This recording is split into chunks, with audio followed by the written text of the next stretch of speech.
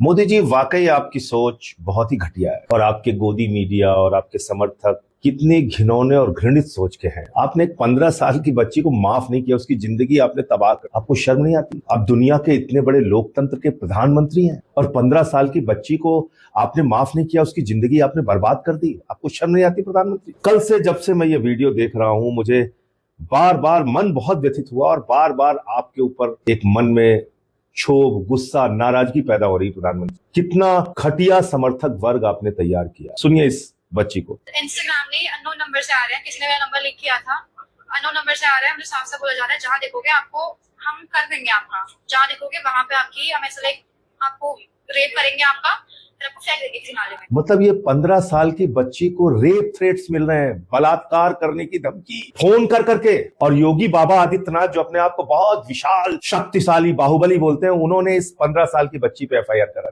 मोदी जी, ऐसा हिंदुस्तान आप बना रहे हैं जहां छोटी छोटी बच्चियों को बलात्कार की धमकी मिले, उनके ऊपर एफआईआर दर्ज करो, उनको डराओ, उनको धमकाओ, उनका जीना आराम कर दो। आपने ये माफी की नौटंकी की। सुनिए दूसरी वीडियो भी गलत चीज कमेंट कर रहे हैं, 200 रेट, 300 रेट, 50 रुपए रेट। प्रोटेस्ट में सर लड़कों की भीड़ में भी खड़ी हो जाती। ये बच्ची इसका रेट लगा रहे हैं, कैमरे पे आके बता रही अपनी व्यथा, अपनी पीड़ा। और आप कौन से दूध के धुले हैं? आप तो गालीबाजों को फॉलो करते हैं। प्रधान भूल गए निखिल दधी, जिसने गौरी लंकेश पत्रकार की हत्या के बाद लिखा, कुतिया मर गई, बिल्ले चिल्ला रहे हैं। प्रधानमंत्री जी, इतने पाप लेके कहां जाओगे आप? कभी सोचिए अपने बारे में, कैसा हिंदुस्तान बना रहे हैं आप। आपके पार्टी के ट्विटर हैंडल से बाबर की विरासत लिख के बच्चियों को गालियां दी जा रही हैं। आपका ही एक समर्थक है संजय दीक्षित, उसने इस छोटी सी बच्ची के सारे डिटेल्स सार्वजनिक किए और आप ऐसे ऐसे लोगों को फॉलो करते हैं जो माँ बहन की गालियां देते हैं। सुनिए आप। अब इन्हें समझ आ गया है कि गाली देनी बुरी बात है, तो कांग्रेचुलेशन प्रधानमंत्री जी।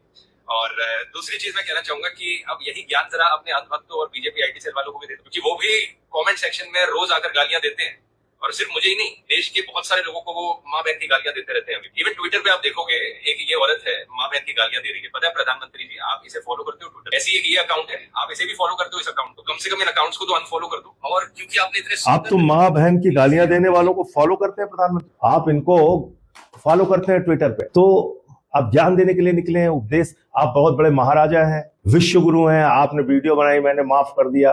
15 साल की बच्ची को आपने माफ करके बहुत बड़ा विराट दिल आपने दिखाया और अपने समर्थकों से आप उसको रेप की थ्रेट्स दिलवा रहे हैं। आप अपनी सरकार से बाबा योगी आदित्यनाथ, बाहुबली, उनसे एफआईआर दर्ज करवा रहे हैं।